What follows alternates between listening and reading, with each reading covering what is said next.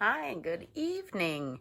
And I welcome you to another episode of PJs with PJ, Pajama Talks with Pastor Jeannie.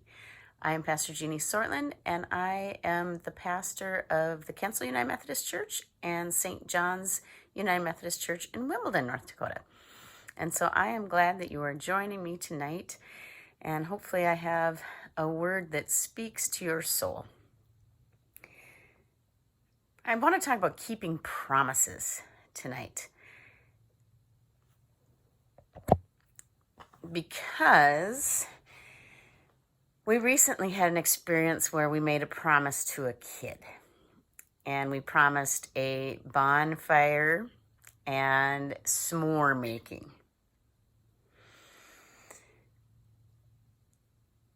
And we promised this, I think, on Saturday, as we had looked at the forecast for Sunday, and it looked to be rainy, but it looked like it would clear in the evening.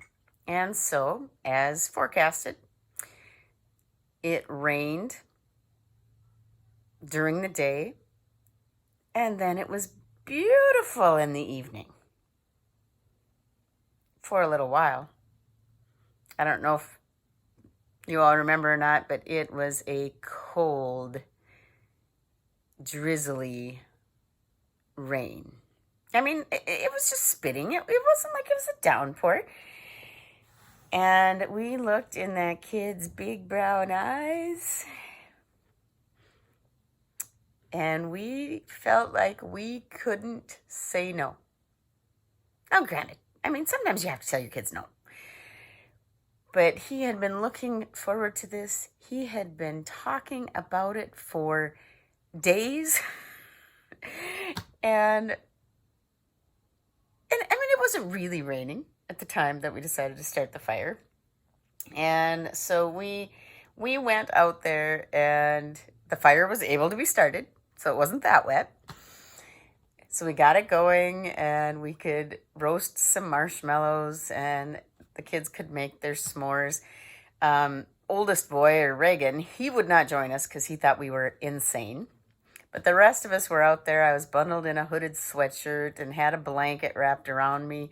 And so I was pretty happy and content. The rest looked quite cold. In fact, Kent and Suniva ran in for raincoats. But there was no way I could measure the excitement and joy that youngest one of ours was experiencing at the time. And so it got me thinking about keeping promises, because God wants our word to be good. And when we tell someone we are going to do something, then we need to do it. You know, if you comment on somebody's Facebook page, "I'm praying for you," do you do it?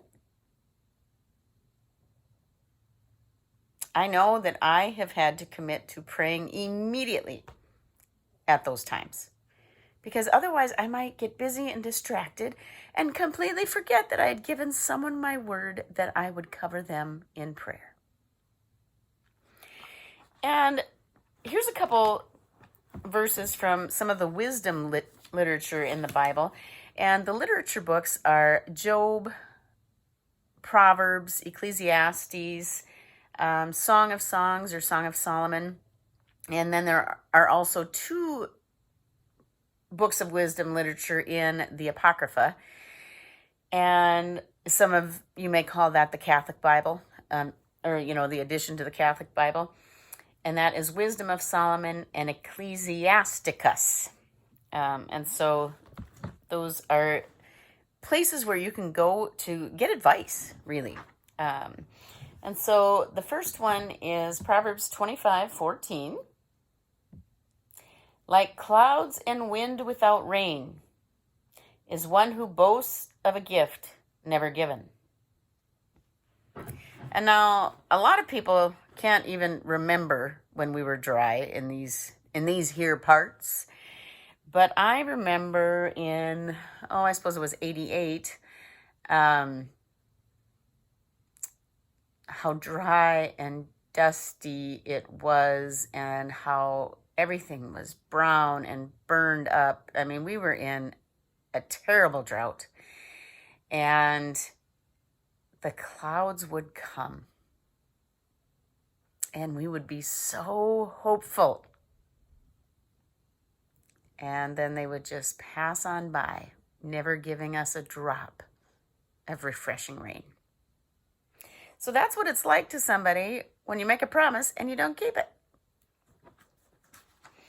And here, the other one is out of Ecclesiastes 5, verse 5. It is better that you should not vow than that you should vow and not fulfill it.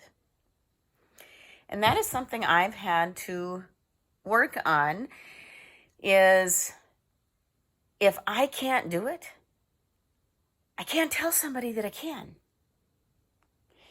And our human nature is that we always want to be helping, and but sometimes it is just out of our scope of skills, or our availability of time or energy. That's one thing. As I've gotten a little bit older now, I do not have nearly the energy that I had just a few years ago. And so we need to know our capabilities before we make promises that we can't keep. And I think these promises with our family members are so vitally important. You know, if you make a promise to your spouse, or, I mean, we've made marriage vows to our spouse, we've got to keep those promises. And when you promise your children something, most of the time you have to keep it, because they will hound you like a dog until that happens.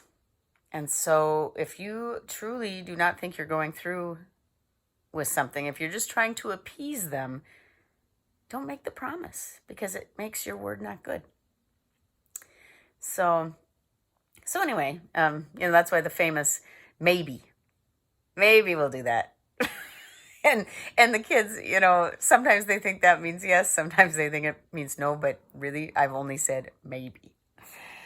But what I really realized when we were out there in the cold, in the rain, making those s'mores, sitting by the fire, I was so very present. I was enjoying the moment. There was no place I would have rather been at that time. And so I am thankful that God grounded me in that way, because often we find ourselves thinking about the next thing we have to do. And I felt like for that moment, there wasn't so much on my plate. And so I hope that all of you are finding time to live in the moment while you keep your promises to those that you love and care about and wish to honor. So thanks for joining me. I always love knowing that some of you are being connected to God in possibly a different way through these informal pajama talks that I do from my bed, a lot of times in my pajamas, because they're pajama talks. Just trying to break down the barriers, trying to be authentic and let you know that you're not alone in what you might be struggling with. And so I pray for you peace and health and wisdom tonight. Amen. Thanks for joining me. Bye-bye.